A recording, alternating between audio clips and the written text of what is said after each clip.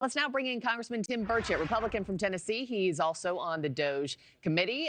Congressman, good morning to you. Let's just talk about these fast firings first. I think the average person at home may be seeing these headlines concerned that immigration judges are being fired when there's this huge backlog of cases. Nuclear workers are being let go. USDA employees overseeing bird flu response during a bird flu pandemic. Elon Musk did warn that DOGE is moving fast and would make mistakes. Do you think these are those mistakes, sir? I think they're making some mistakes, but you're seeing people that are complaining that are losing their jobs because they have to show back to work, and they can't show back to work because they've moved out of the area. I have cases like that here in Tennessee. So I think you're seeing a lot of different things. But yeah, mistakes are going to be made. But we're $36 trillion in debt, Markie. And if those people in Mozambique can't get 10 million of our dollars to get circumcisions, I don't know what we're going to do. Your tweet, I know you sent it out, I believe last night. It says, follow the money. It's now getting nearly 200,000 views on X, Congressman. But the Hill is reporting that some Republicans are divided over whether Elon Musk is becoming a political liability, particularly if DOGE slashes jobs in their home states. What are you hearing from your constituents in Tennessee, and how do you see things?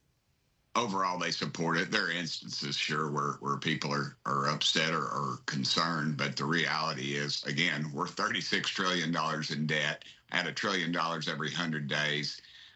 Nobody is arguing about that. It seems that's what they need to be concerned about. And as I told Marjorie Taylor Greene the other day, I said the trouble's not going to come from across the aisle.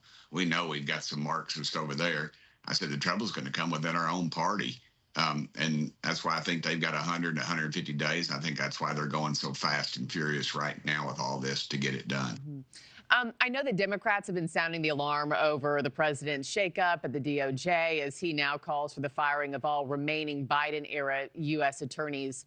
Congressman, do you worry that these kinds of drastic measures set the stage for the next Democratic president to come in, do the same thing, wipe the slate clean, and it's just this back-and-forth tennis match for the rest of time? They've always done that. Clinton did it. Obama did it. And I don't remember the press saying a peep about that. Biden did it. These kinds of mass firings that we're seeing, nuclear workers. Oh, yeah, you see it every time. It's just a partisan deal. And we've seen it time and time again. That's why you're not seeing really a whole lot of hoopla over it. They fire. They did that here in Tennessee the last go around when Biden won. The Republican was out and the Democrat appointee was in. It's just the way it is. Elections have consequences, and these are the consequences. But I'll tell you, these liberal judges that are allowing this mass immigration, they're allowing all this crazy stuff, allowing people to be in prison for having the audacity of praying in front of an abortion clinic. Those days are gone, and America's woke up, and I think that they're tired of it. They're tired of paying these people lifetime salaries, and Congress is always funding them, but it's hard to find a judge, these federal judges that work long hours a day. And so, to us, it's really a slap in the face when you look at what's really going on. And let me ask you just about the judges before I let you go. It's fascinating that the Trump administration just fired 20 of these immigration judges.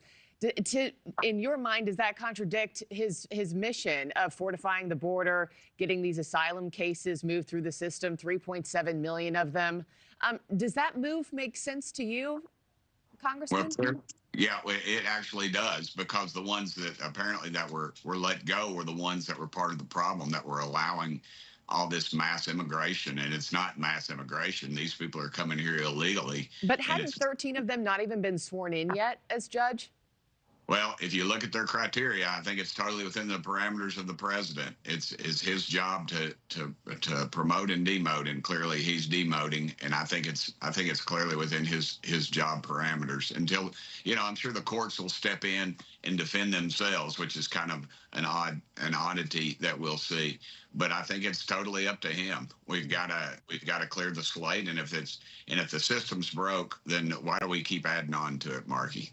Thanks for watching, everybody. Go to joinnn.com to find NewsNation on your television provider. Also, don't forget to click that red subscribe button below to get more of NewsNation's fact-driven, unbiased coverage.